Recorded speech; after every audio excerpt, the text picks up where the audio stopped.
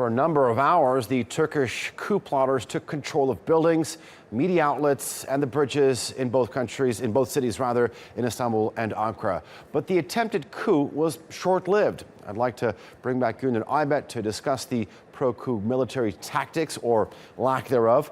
Gulnur, was this a poorly planned coup, or was it just a matter of fact that they didn't have enough manpower?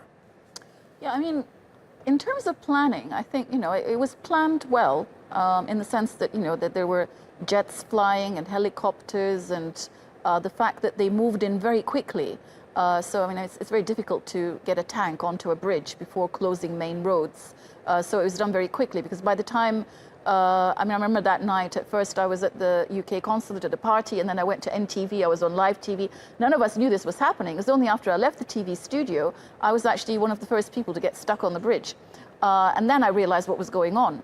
But so 10 p.m. on a Friday night? 10 p.m. on a Friday night, yeah. I mean, so in that sense, it was planned well. But I think implementation-wise, they weren't ready for it. And so the question mark is, why would you initiate something that looks reasonably well planned on paper, but you're not really ready to do? So that's one big question mark, because even when I was on the bridge, I noticed that it wasn't a very large group of soldiers that were on the bridge. And that's why I asked, was it lack of manpower? Because it was only in Istanbul and in Ankara. There was a lack of manpower, I think, definitely, because it looks like initially they were able to take strategic points and buildings, but they couldn't hold on to them for very long. Because when you look at the number of soldiers that are taking each point, there's not a very high number of them, which is why, when the people actually did take to the streets after the president's call, there wasn't really a lot they could do. And the tanks started to turn around. So what's important is to be able to take something and then hold on to it. They weren't able to hold on to it.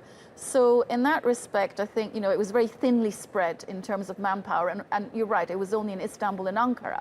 But maybe there's also a sense, there could have been among the coup plotters, a sense of smugness that comes from erstwhile military tradition in this country, that, if the soldiers declare a coup and they're out there, then the people are just going to follow through, because that's exactly what happened with previous coups.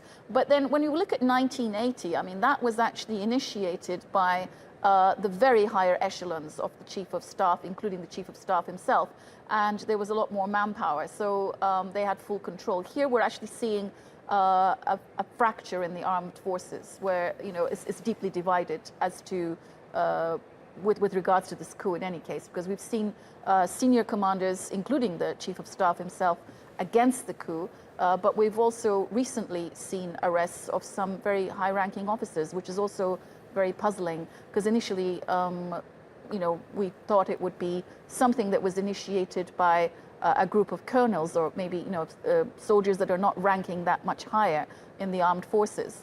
So within the whole hierarchy of the armed forces, there seems to be a serious fraction there, sort of a serious division, and we're not sure what the situation there is between these two fractions and the relations between them.